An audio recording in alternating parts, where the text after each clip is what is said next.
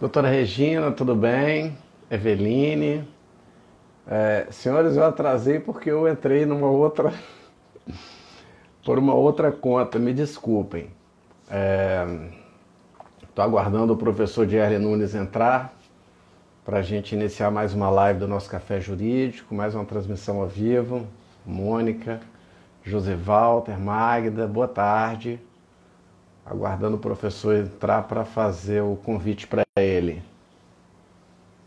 Ei, Regina, boa tarde. Júlia. Opa, o professor entrou. Já vou fazer o convite aqui para ele.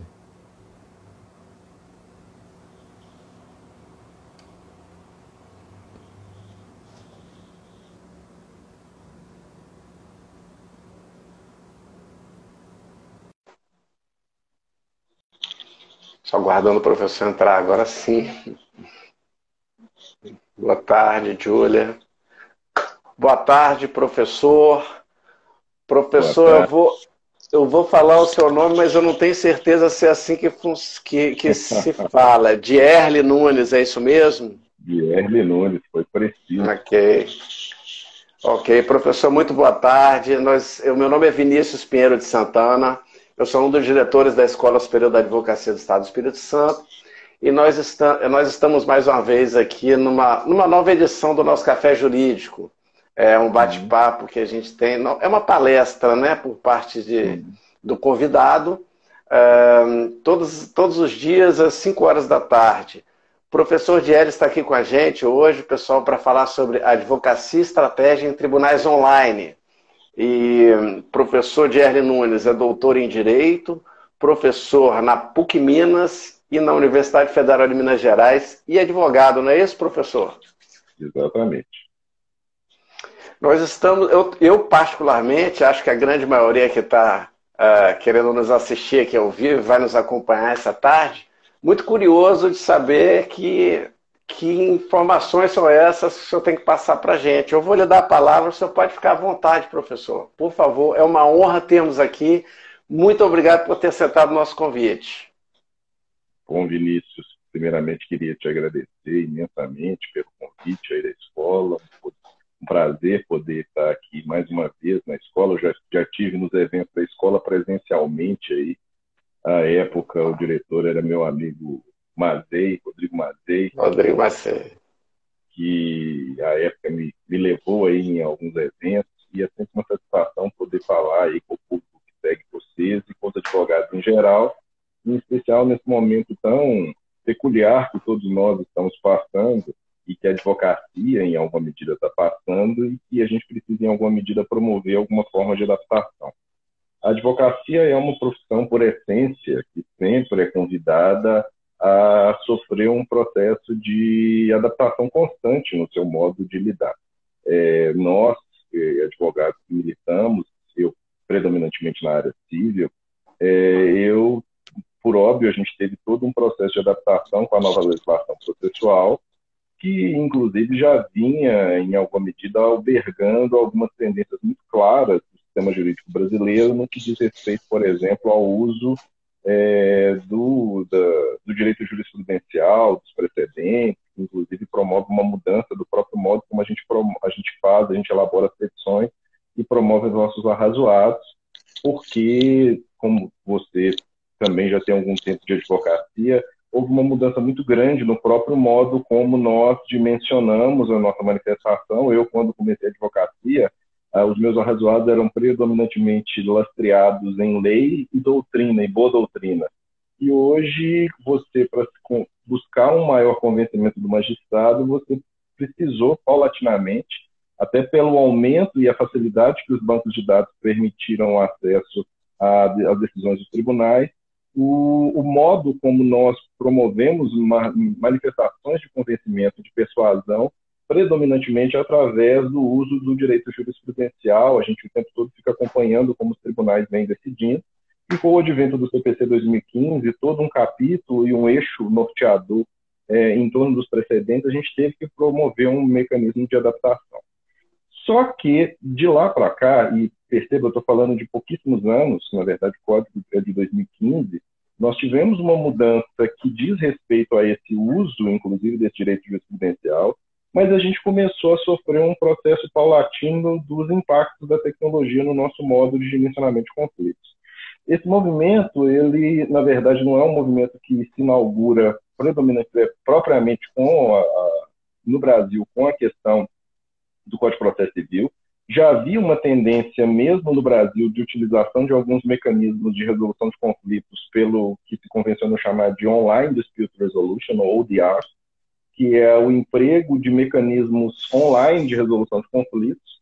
Isso já era feito por algumas plataformas que promovem vendas massivas na internet, basta você pensar no Mercado Livre, e esse movimento também começou no direito estrangeiro, especialmente nos Estados Unidos, no final da década de 90, mas com maior proeminência no início dos anos 2000, com o eBay, que foi a primeira plataforma mais consistente de Online Dispute Resolution criada no mundo, que é o Moldria, idealizado por um cidadão de nome Colin Rue, e que para o eBay ele conseguia fazer, e consegue na atualidade, a plataforma deles, eles resolvem mais de 40 milhões de conflitos por ano. É esse o número. Em alguns anos eles conseguiram resolver 60 milhões de conflitos. E perceba que esse número é um número brutal em termos de formas de resolução de conflitos. Ou seja, a partir daquele momento já havia uma tendência muito grande de se pensar novos modos de dimensionamento de conflitos com o emprego da tecnologia. E a gente não estaria falando tão somente do emprego ou tão somente de fazer uma mudança, digamos assim, de ambiente. A gente sai do ambiente físico, do processo de papel ou dos meios presenciais para a resolução de conflitos e passa para uma estrutura virtual, um modelo online. O próprio exemplo das ODRs ou das ODRs é um exemplo muito emblemático, porque eles mudam o próprio modo como os conflitos vão ser dimensionados e chega-se ao requinte do conflito ser totalmente estruturado através de uma plataforma que vai ter, na verdade, chatbots, robozinhos de chat, que são pré-programados para promover a resolução dos conflitos entre as partes. Eu mesmo tenho escritórios que eu presto serviço para eles no estratégico, no qual eu, em alguma medida, auxiliei até na estruturação do procedimento, mas mais do que isso, em alguns casos, eu presto esse serviço para eles no estratégico, mas eles já, inclusive, subsidiam e mostram como a plataforma deles é dimensionada, e eles conseguem, por exemplo, tem alguns escritórios em São Paulo e em Minas que eles conseguem fazer 5.000 acordos a cada semestre, sem quase nenhuma ingerência do advogado.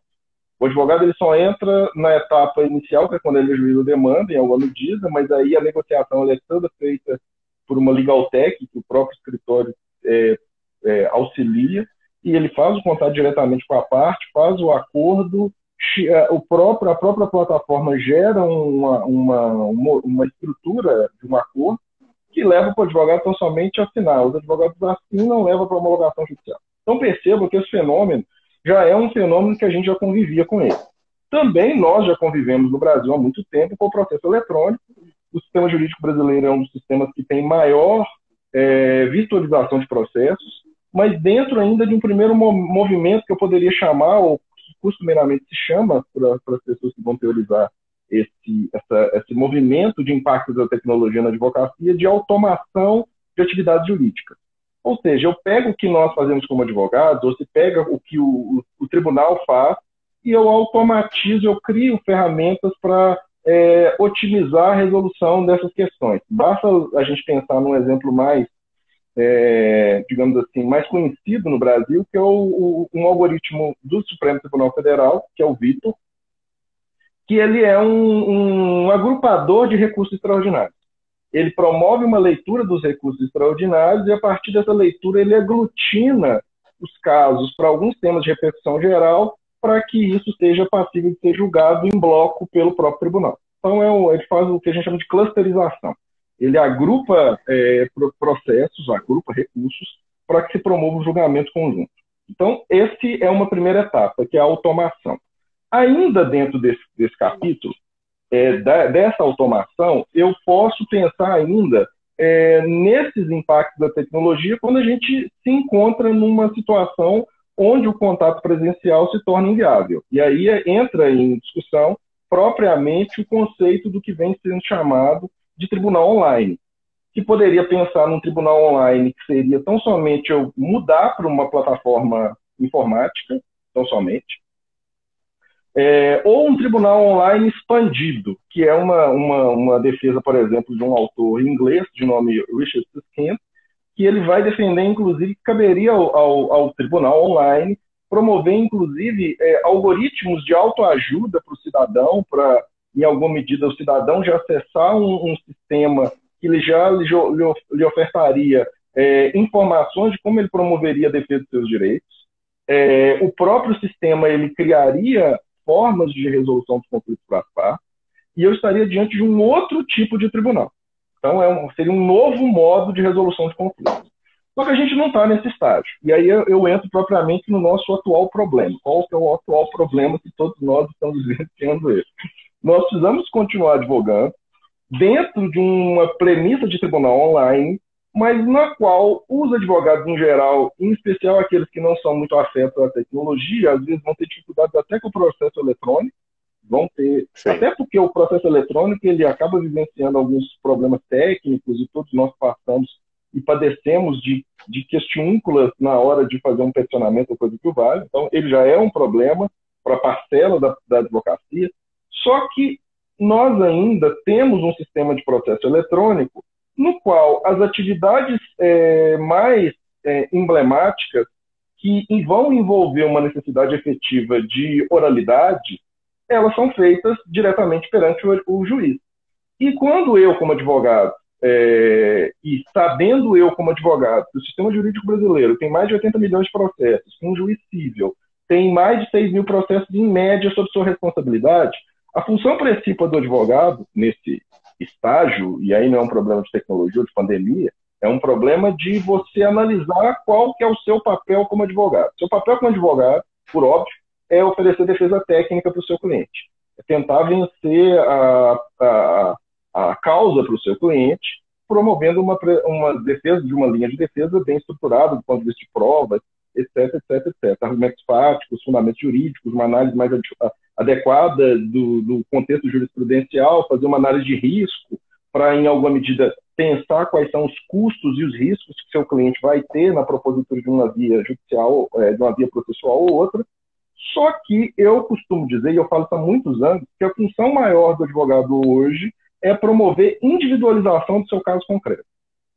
Ou seja, se ele não tiver a preocupação em individualizar o seu caso numa massa de processos, ele vai ter uma resposta padronizada pelo judiciário. E o judiciário, em alguma medida, já se vale, grosso modo, de uma delegação de funções quase de um ponto de vista algorítmico, e algoritmo no sentido de passo a passo. Eu crio uma forma de resolver, de um juiz decidir. Todos nós sabemos que os juízes se valem de assessores, assistentes, estagiários no seu processo decisório. Então, e todos nós sabemos que todo juiz tem um banco de dados de decisões aos milhares de todos os tipos de causas possíveis e imagináveis, e ele pode pegar esse modelo e simplesmente adaptá-lo para poder fazer um julgamento. Apesar do Código de Processo Civil, no seu artigo 489, parágrafo 1º, falar que o juiz, que não é considerado fundamentado uma decisão na qual o juiz se vale de um padrão, todos nós sabemos que, na prática, isso é extremamente comum, desde o primeiro grau até o Supremo Tribunal Federal. Decisões padrão. E dentro de um contexto de padronização decisória, cabe ao advogado individualizar o seu caso, e um dos modos de individualizar o seu caso é exatamente através do emprego da oralidade. Então, eu costumo dizer que quanto mais virtual o processo, maior é a importância do contato do advogado, mediante oralidade, com o seu decisor. Isso é um aspecto, para mim, muito evidente. E mais, o advogado, por mais que ele tenha a necessidade de fazer arrazoados, ou seja, petições bem estruturadas, ele precisa, em alguma medida, facilitar o acesso à informação por parte do magistrado. Só que quando a gente entra num contexto de pandemia, a situação se torna um pouco mais complexa. Porque a partir do momento em que eu entro no âmbito de pandemia, eu não tenho mais a possibilidade da oralidade, da presença e da pluridimensionalidade do olhar humano, da presença humana, da postura sua, estando vestido de um modo X ou delta, até porque sabemos nós, e eu tenho estudo todo sobre um assunto que eu acho muito relevante, que são os chamados vieses cognitivos, que é o fato e a percepção que o cérebro humano, por uma característica, ele tem algumas distorções cognitivas no seu processo de racionalidade, no qual o cérebro humano funciona muito mais de modo automático do que de modo reflexivo. Isso quer dizer o quê? Normalmente, o cérebro, para até otimizar o gasto de energia que ele exerce, ele não fica o tempo todo fazendo análises profundas de todas as ações, de todas as decisões que você toma.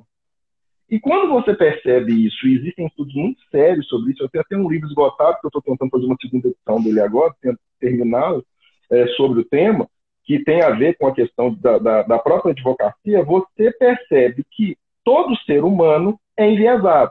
Então, para dar um exemplo muito simples, nós temos, e um dos vieses, que são essas deturpações cognitivas que atrapalham o nosso processo decisório, é o que a gente chama de viés de confirmação ou confirmation bias.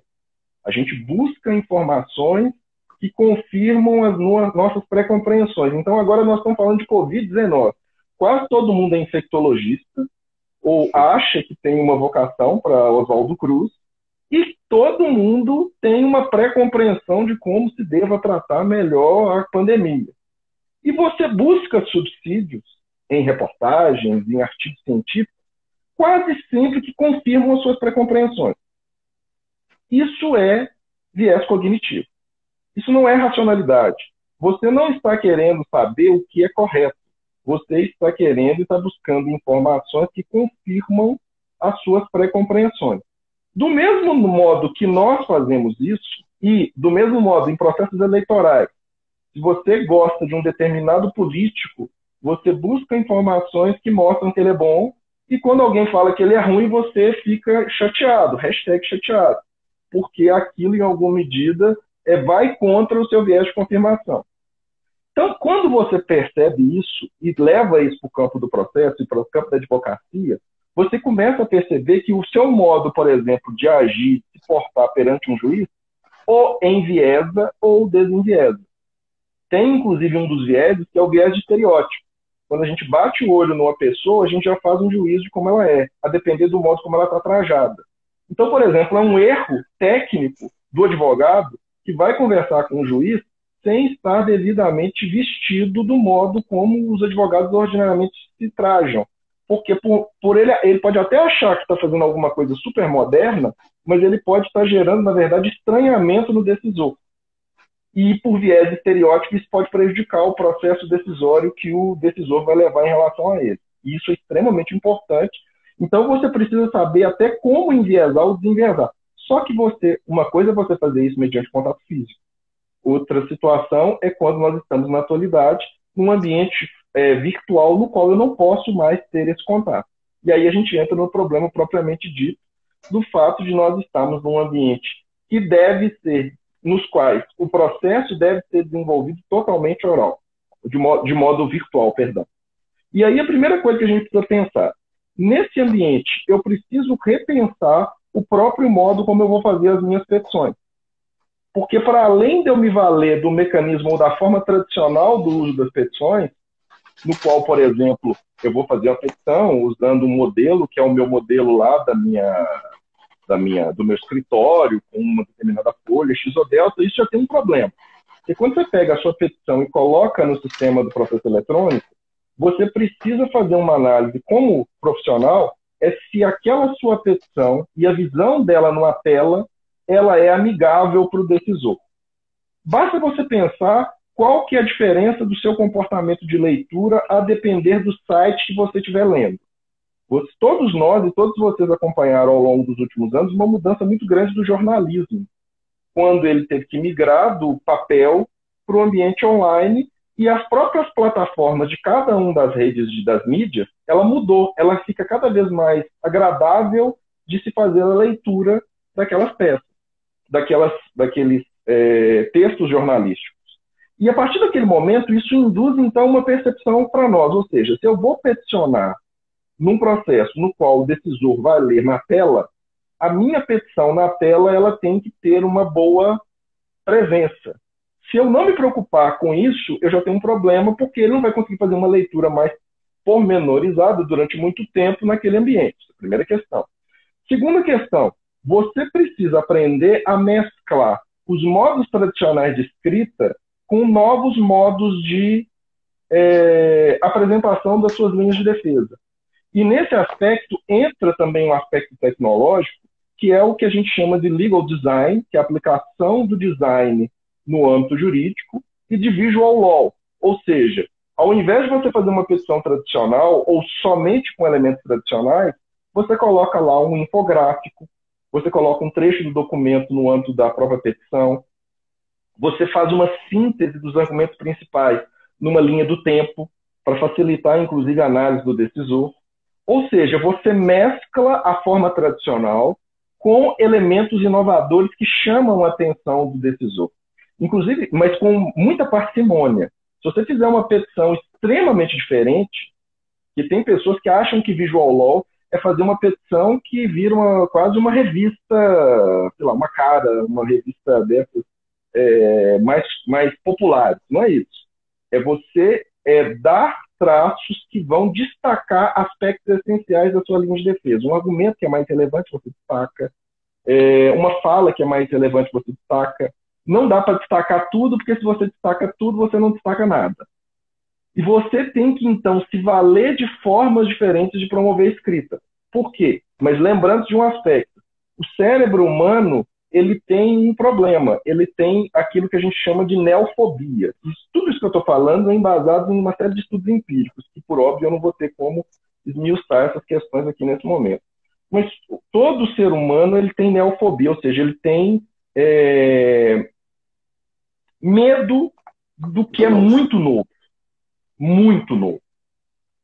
Inclusive, tem um livro que eu recomendo que todos leiam, de um cidadão chamado Derek Thompson,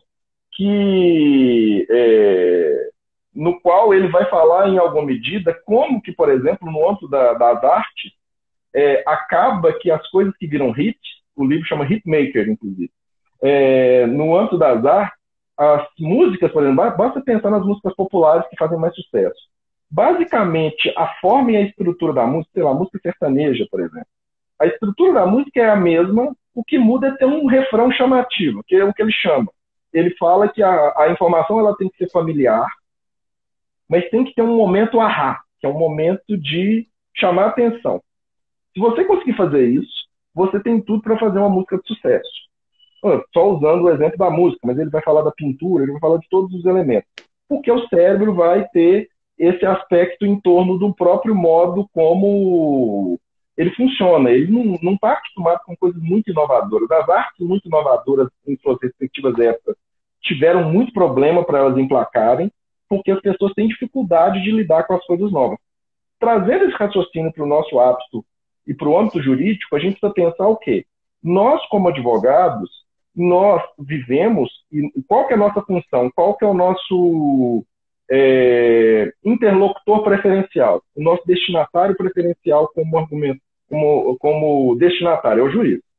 Então você tem que tentar raciocinar qual modo de apresentar uma informação que vai induzir no juiz maior possibilidade de levar aquele argumento em consideração. Isso quer dizer, então, que o advogado ele tem que mesclar o modo tradicional de escrita da peça com um novo modo, apresentando um infográfico, uma informação destacada, uma informação de um modo diferente, para que ele consiga, com isso, cativar o juiz. E, com isso, ele promove aquilo que está lá na Constituição, que está no CPC, no artigo 10, que é a ideia do contraditório como influência e não surpresa. Porque qual que é a grande reclamação dos advogados em geral? Que eles fazem as petições e os juízes não as levam em consideração. Mas não as levam em consideração porque muitas vezes ele não adaptou o seu modo de escrever e porque muitas vezes ele não se preocupa em se valer da própria oralidade para individualizar o seu caso e a sua argumentação. E às vezes ele tem a aplicação, por exemplo, de um precedente do STJ, do STF ou de qualquer tribunal, de um modo completamente descontextualizado. porque ele também não soube promover adequadamente uma diferenciação do seu caso. Então, esse é o primeiro aspecto. Nós, a advocacia hoje, especialmente uma advocacia em tribunal online, ela precisa mudar o seu modo de promover o seu peticionamento. E perceba, isso não quer dizer que ele não deva apresentar as informações relevantes. Ele só precisa saber o modo mais adequado de apresentá-las. Não é para transformar a petição num desenho em quadrinho. Não é isso. Até porque se ele o fizer, ele vai gerar no decisor um estranhamento absoluto. E não vai dar certo. Não é isso. Porque as pessoas que vão tratar, às vezes, com a ideia de legal design, de visual law, às vezes as pessoas estão pensando mais no design do ponto de vista estético, quando, na verdade, quando eu falo em legal design, e os próprios designers falam isso, é você usar aspectos do design para resolver problemas.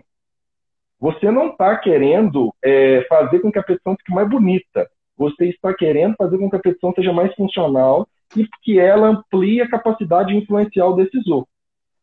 E para isso você precisa, inclusive, prototipar a forma mais adequada, levando em consideração o seu próprio modo. Eu falo isso porque eu já promovo isso há muito tempo no meu escritório e os resultados foram se aprimorando na medida em que eu fui fazendo ensaio e erro, testando os próprios modos de promover vários modos de estruturar uma petição até chegar a um ponto que hoje eu consigo levar, e as petições em média geram e cativam muitos decisores em qualquer nível. Às vezes eu vou no tribunal, ou vou num tribunal de segundo grau, num tribunal superior, e ordinariamente eu levo, por exemplo, memoriais, eu levo os dois memoriais. Eu levo um memorial tradicional, escrito, 10, 15 páginas, e um memorial em visual law em 3 laudas, numa lauda. Quase sempre o ministro ou o desembargador se atém ao de visual law, que chama atenção. Mas isso significa que as informações relevantes não estão ali? Não. As informações relevantes eu vou lá e conto para ele.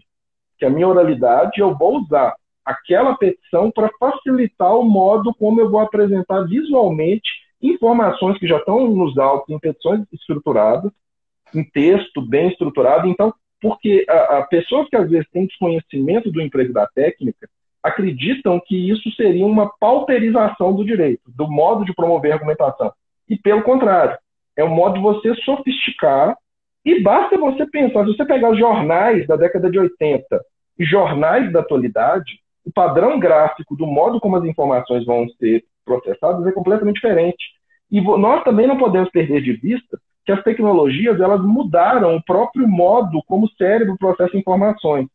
As pessoas, assim, eu provavelmente devo ser mais velho que você, mas o modo como eu fui formado, na minha época, até pela minha baixa exposição à tecnologia, eu era de uma época que as pesquisas empíricas falavam que as pessoas tinham uma média de prestar atenção, de ficar focado, de 18 a 90 minutos. A pessoa conseguia ficar focada.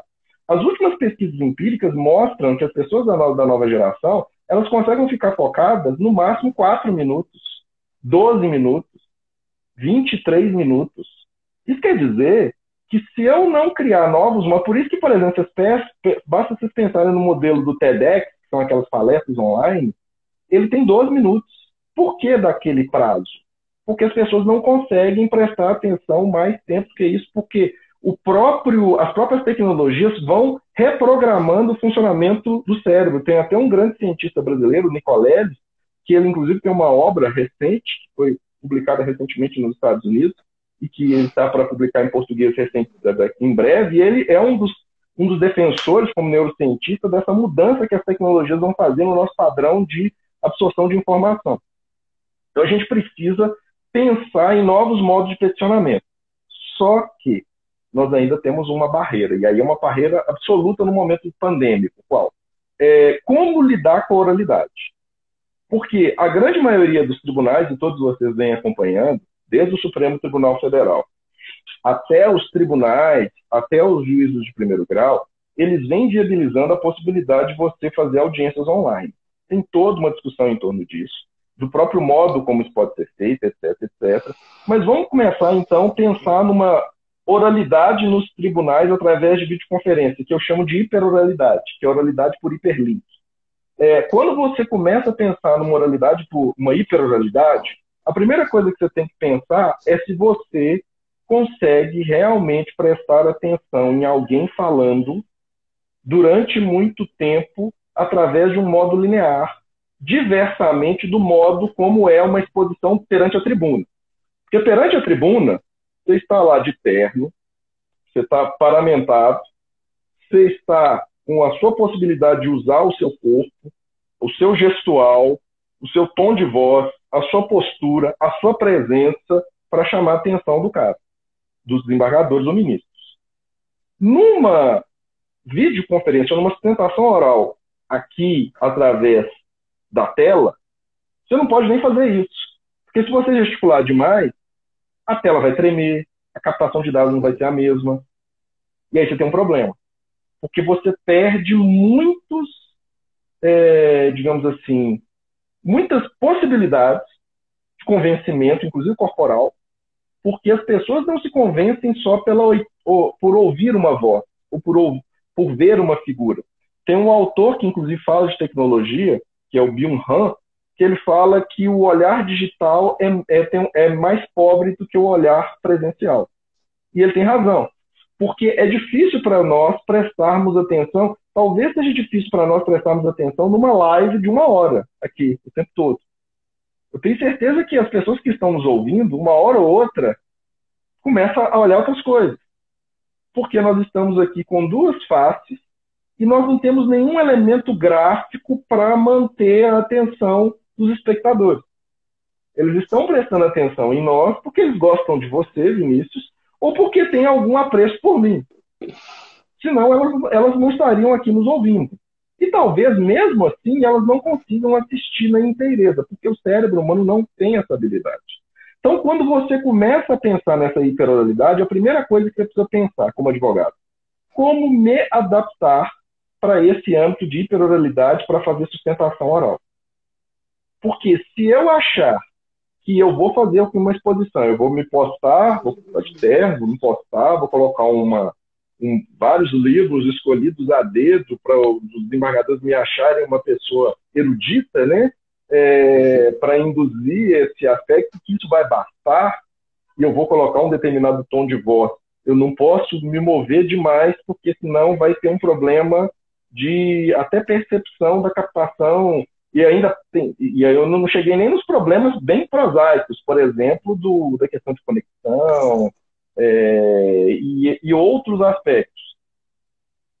Então, quando eu estou diante de uma situação como essa, eu preciso começar a pensar em como trabalhar novos modos de fazer sustentação oral.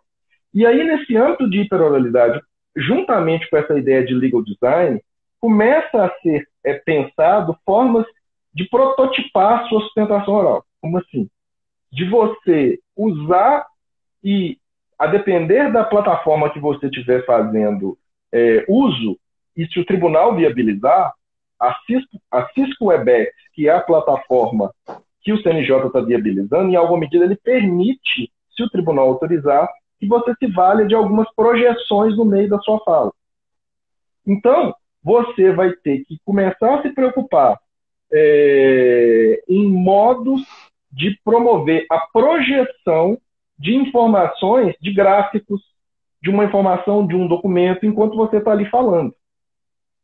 E quando o tribunal viabilizar o envio da sustentação oral anteriormente, que tem alguns tribunais que têm feito isso, o próprio Supremo, você encaminha a videoconferência para que eles assistam durante a sessão de julgamento online, porque o julgamento é assíncrono.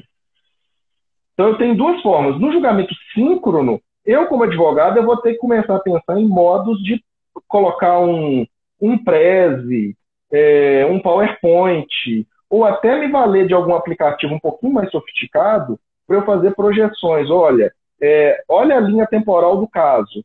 Essa data aconteceu isso, nessa outra data aconteceu isso, nessa outra data aconteceu isso. Vamos pensar, sei lá, numa prescrição de uma certidão da dívida ativa.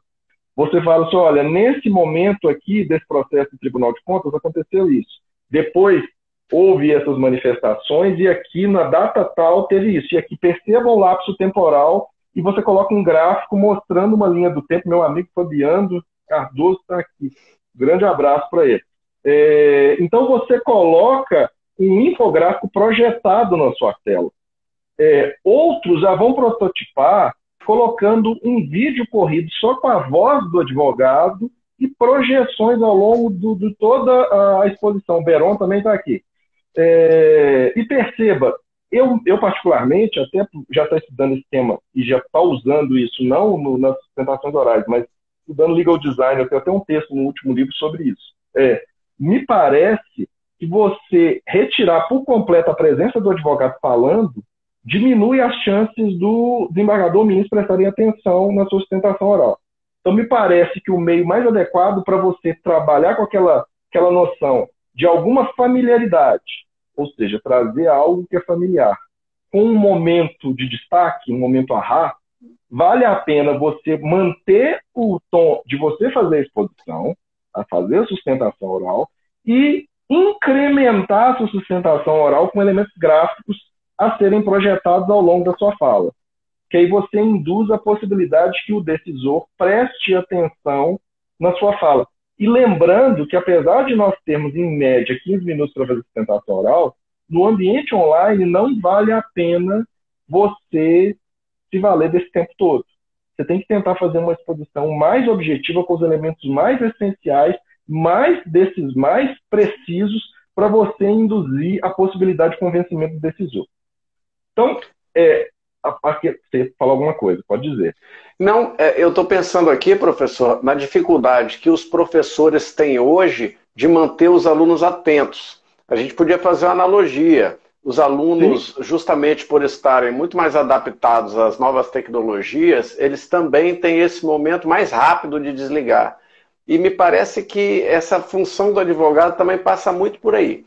Não por causa da formação do juiz, mas por causa do ambiente mesmo, como você colocou. É preciso que a gente traga esse momento ahá, esteja mais atento a isso, né, professor?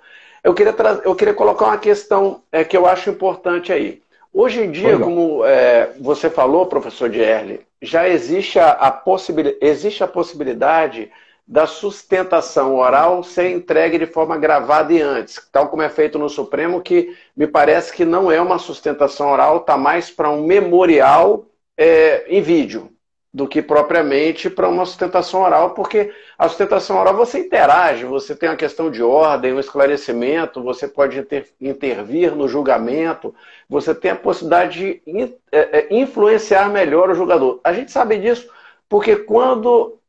quase que muito comum você ir a sessões de julgamento nos tribunais e perceber que há pedido de suspensão, de retorno dos autos assim que o relator ouve a sustentação oral, né? Então, assim, você percebe claramente que você influenciou, que o colega influenciou no porquê esteve na tribuna e porque fez uma boa sustentação.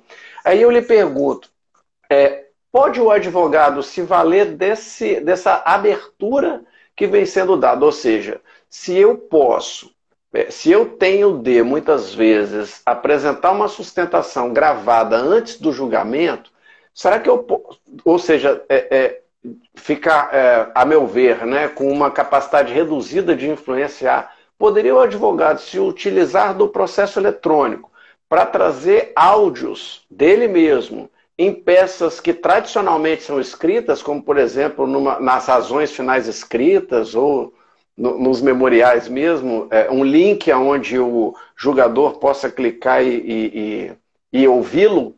Isso seria abusivo? Como é que o senhor vê isso? Particularmente, eu já venho até fazendo isso em petições. Não é incomum nas minhas petições, às vezes, ter um QR Code no qual eu coloco um vídeo meu fazendo uma fala de 5 minutos sobre o caso. Às vezes com um vídeo mais preparado, como eu fiz alusão aqui. E como o vídeo está lá no QR Code, a parte contrária também tem acesso a ver o vídeo se quiser produzir um próprio para cumprir a mesma função. Porque como o objeto da nossa fala é advocacia estratégica, você tem que pensar cada vez modos diferentes para induzir a possibilidade de que você impacte o decisor. Então, entre as técnicas de visual law está a técnica de você colocar, às vezes, um QR Code com uma informação em áudio ou uma informação em vídeo sobre aquilo. Tem alguns advogados que estão dando passos mais amplos, eles fazem uma petição inicial em vídeo. Só que todas as vezes que eu vejo esse tipo de iniciativa, eu me preocupo porque eu não sei até que ponto que isso passa por esse grau de estranhamento em torno da neofobia. Então eu acho que a gente tem que ver isso com muita parcimônia. E me parece, isso é um dado que para mim é um tanto quanto preocupante, porque eu sou um advogado predominantemente de tribunal, eu gosto de tribunal, eu gosto de tribuna, eu gosto de sustentar, eu vejo o impacto disso, você vê o resultado de uma fala bem estruturada e gerando esse impacto do você fazer uma manifestação, os decisores pedirem vista, às vezes o próprio relator que está com o voto já prontinho ali, ele já pensa numa reflexão e muda às vezes o posicionamento, ou então você cativa um vogal ou coisa que vale. Então, isso para mim é um dado que vir para o ambiente tão somente online me preocupa sobremaneira. O que eu estou aqui dizendo é que, particularmente, eu ainda prefiro, por óbvio, o ambiente presencial, mas num ambiente no qual há uma tendência para o emprego dessas videoconferências, num primeiro momento, e aqui nós estamos falando só dos julgamentos nos tribunais, isso vai acontecer, já está acontecendo, eu mesmo já fiz tentação oral no ambiente do Cisco Webex, e me parece que se você não começar a pensar em modos para adaptar isso, você vai ter um problema. Agora, se eles estão permitindo o envio desses arquivos em vídeo, eu penso que, inclusive, isso pode viabilizar você ter acesso, por exemplo, a um desembargador ministro que não atende o advogado. Você manda essa informação num vídeo breve ou objetivo e eles não vão ter problema de vê-lo, ou então manda numa mídia específica que permita o acesso e que você vai se valer desses outros mecanismos para poder manter a interlocução. Agora, ainda nesse âmbito da hiperoralidade, o que me preocupa, particularmente como advogado, é a ideia das audiências, em especial as audiências de instrução e julgamento pela via online. Perceba que eu sou, acho que já deixei claro, que eu sou uma pessoa que aprecio a tecnologia e gosto da utilização da tecnologia com parcimônia. Eu não sou daqueles ufanistas que acham que isso vai resolver os problemas do sistema processual brasileiro. Eu não acredito nessa ideia e tenho muitos receios, inclusive, de até que ponto que a tecnologia vai auxiliar. Eu, por exemplo, tenho um autor que é muito festejado no mundo inteiro, que é o professor Richard Susskind, que ele, inclusive, faz no último livro dele, que é do finalzinho do ano passado, ele fala assim, os tribunais são lugar ou são serviço? Não, os tribunais são só serviço, então eu posso caminhar para tribunais totalmente online, isso vai auxiliar o acesso à justiça.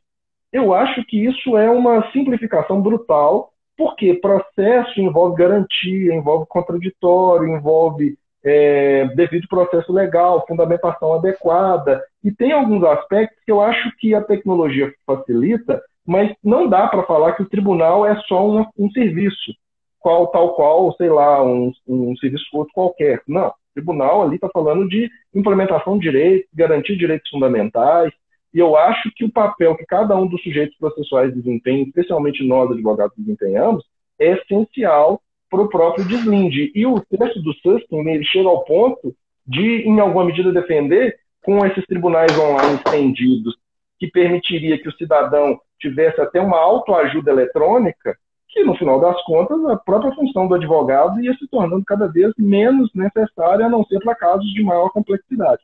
Eu acho isso uma defesa muito complicada. Eu tenho severas críticas em relação a essa postura e tenho medo, inclusive, que esse é um autor muito festejado nessa discussão. Mas voltando para o problema, para mim, as audiências de instrução elas têm muitos problemas no que tange a sua implementação pela via online. Porque não é só um problema de conexão da parte ser desassistida, dela ter computador, ter sistema de dados ou coisa que vá. É um problema da própria lógica da audiência. A audiência, vamos supor, uma coisa bem prosaica, que se o advogado começar a perceber que na audiência não está dando as coisas muito certas, ele desliga a conexão. Ele fala assim, não, vamos voltar numa outra data, porque deu problema. Então, não adianta você só criar a videoconferência. você teria que criar uma série de protocolos de comportamento durante essa audiência de instrução de julgamento para saber o que pode e o que não pode. Se a testemunha está longe, quem garante que essa testemunha não estava ali falando e atrás aqui tem uma outra tela falando com ele o que ele pode e o que ele não pode dizer? Ou falando para ele que comportamento que ele pode ou não pode assumir? Então, você simplesmente achar que você vai transformar a coisa, vai levar o ambiente para o ambiente online e vai resolver as questões, me parece uma simplificação brutal do problema. Então, eu sou um entusiasta, eu penso e eu insisto nisso, o advogado hoje, que adotar um rejeicionismo absurdo em relação à tecnologia, para isso não vai acontecer, não vai dar, isso é só uma coisa da pandemia, e terminada a pandemia, tudo vai voltar como antes, me parece um equívoco. Primeiro, no âmbito dos tribunais, eu acho que tem uma tendência de vários tribunais manterem e até dificultar alguns aspectos, inclusive de acesso aos desembargadores, porque os desembargadores hoje estão em casa trabalhando.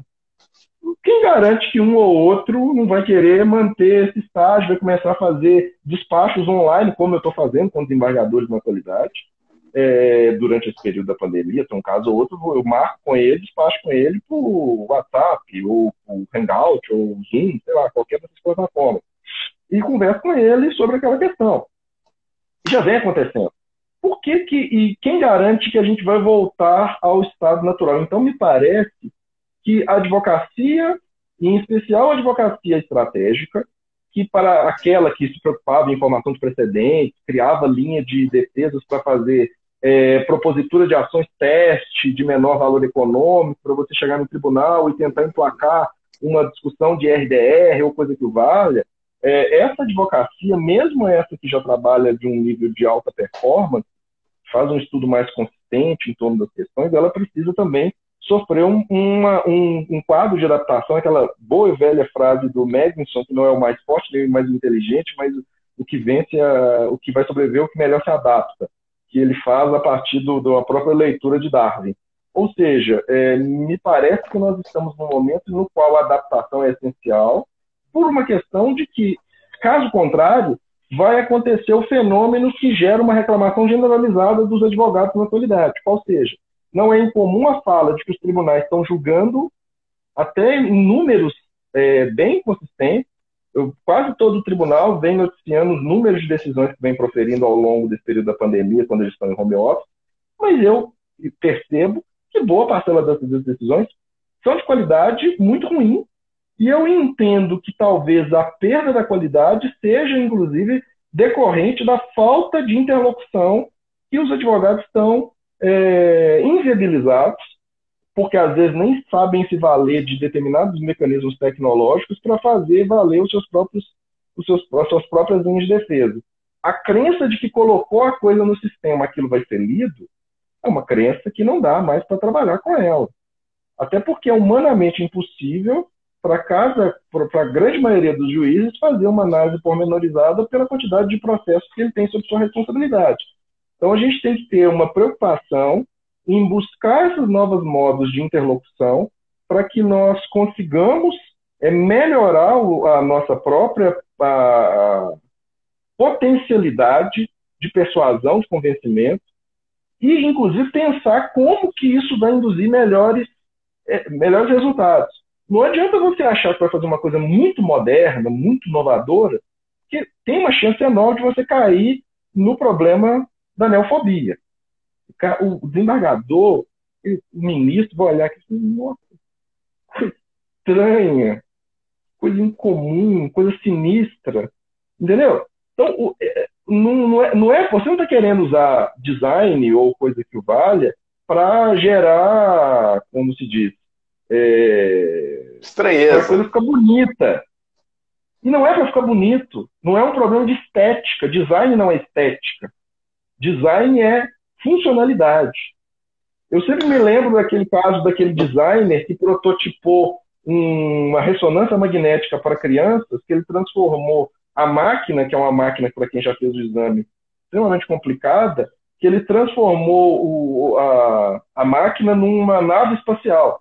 Então ele criou um ambiente que o menininho, as crianças iam achando que iam andar numa máquina, num jato, uma nave espacial. Entrava e ao final a criança falava, pô, posso voltar aqui de novo? Ele resolveu um problema com design, que é o problema do pânico das crianças em ficar parado dentro de uma máquina de ressonância magnética. Então, esse exemplo esdrúxulo, mas é a questão de que a nossa função é tentar viabilizar contraditório como influência, viabilizar não surpresa, viabilizar individualização de casos para que os nossos argumentos sejam levados em consideração.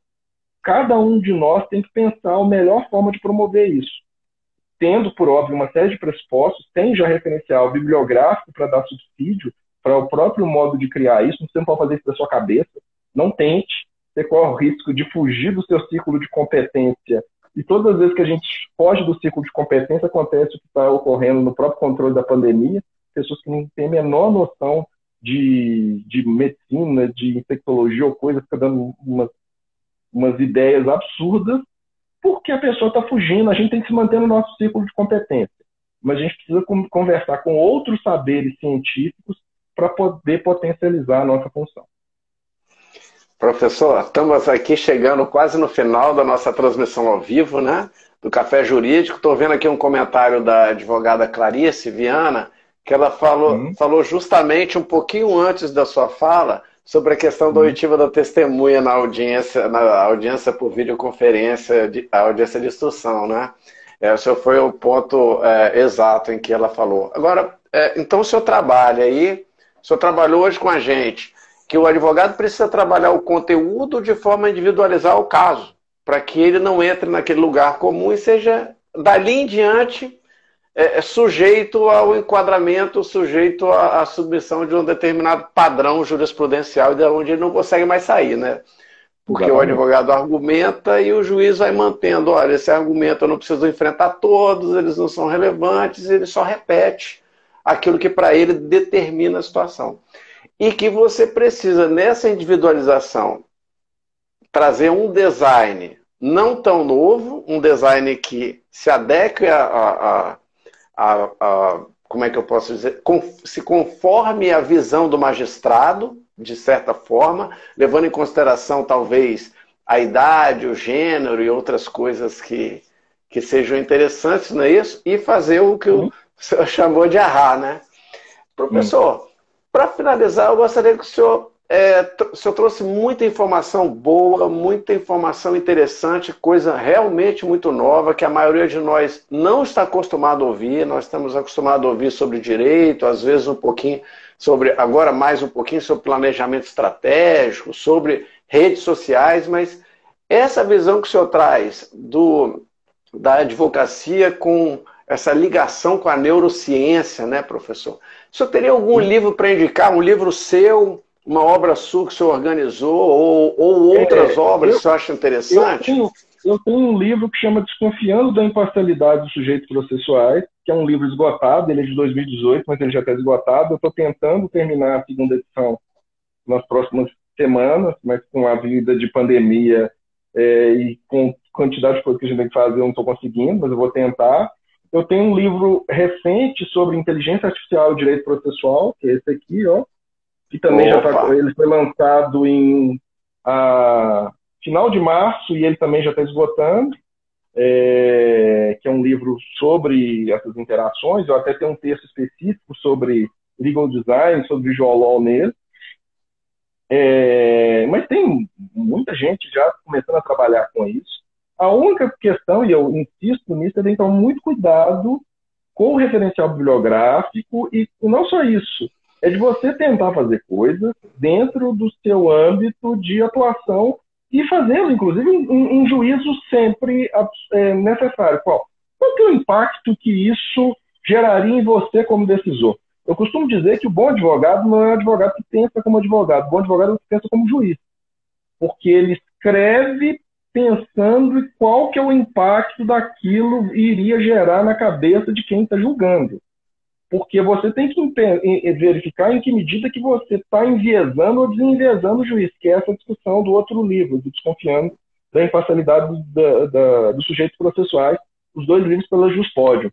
Então, me parece que se você não tiver uma preocupação, e eu me estranho muitíssimo, porque essa discussão dos vieses cognitivos, desse estudo, é um estudo que desde a década de 80 em outros países, e que é analisado pela advocacia. As faculdades levam em consideração, treinam os advogados, os estudantes, para aprender a enviesar e desenviesar os seus interlocutores, sabendo que todos somos humanos.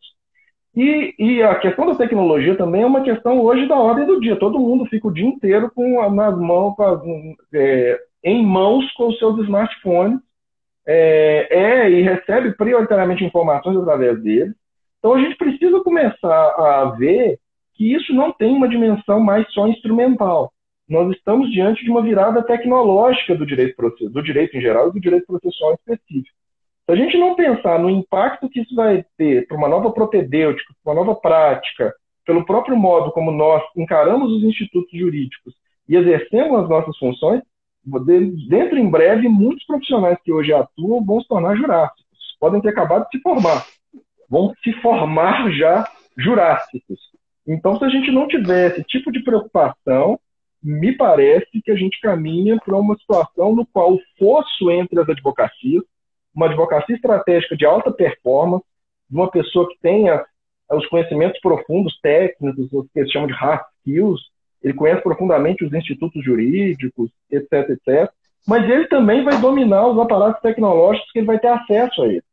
Isso vai auxiliar ele a fazer pesquisa jurisprudencial com muito maior proficiência, porque ele vai ter um algoritmo que faz a análise de linguagem natural a partir de uma pesquisa semântica. Ele vai ter uma plataforma de ODR para trabalhar com o seu massivo. Ele vai fazer um juízo preditivo de como que os tribunais decidem.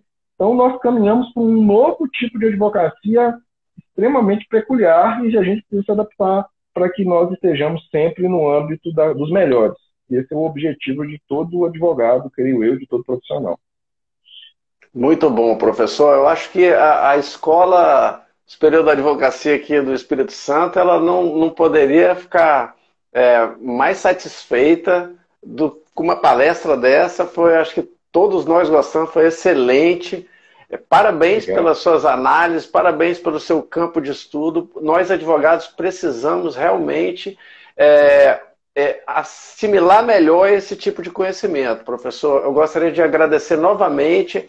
Eu estou até com pressa de terminar, porque o senhor falou que esse outro livro já está esgotando. Então, já estou querendo encerrar aqui para ir adquirir esse seu livro. Não é brincadeira, não. Professor, novamente, muito obrigado. Foi realmente um prazer conhecê-lo. Foi uma honra tê-lo aqui. Meus parabéns. Continue nos brindando, né? Já virou praxe usar esse termo. Continue nos brindando com esses conhecimentos, com esses ensinamentos. Tá bom, professor? Por gentileza. Foi um prazer falar aqui na escola. Eu vou estar sempre à disposição de todos vocês. Eu costumo falar que eu sou um advogado que fui virar acadêmico. Eu fiz o curso de Direito para virar advogado. Eu gosto de advogado. E aí eu entrei na academia para melhorar a minha advocacia e é esse o meu pressuposto cotidiano para a gente buscar mais subsídio, para a gente otimizar as nossas possibilidades como bons defensores técnicos que nós precisamos ter. E eu tenho certeza que a escola auxilia muitíssimo nisso. Muito obrigado. Nós que agradecemos, professor. Mais uma vez, até a próxima, quando nós sairmos dessa pandemia, vamos nos encontrar e venha para o Espírito Santo dar uma palestra presencial para nós. Tá bom, professor? Muito obrigado. Obrigado por todos. Obrigado pela presença de todos. E até amanhã com o nosso Café Jurídico às 17 horas, pessoal. Parabéns. Obrigado, professor Dierle. Um abraço para todos que estiveram presentes. Tudo de bom.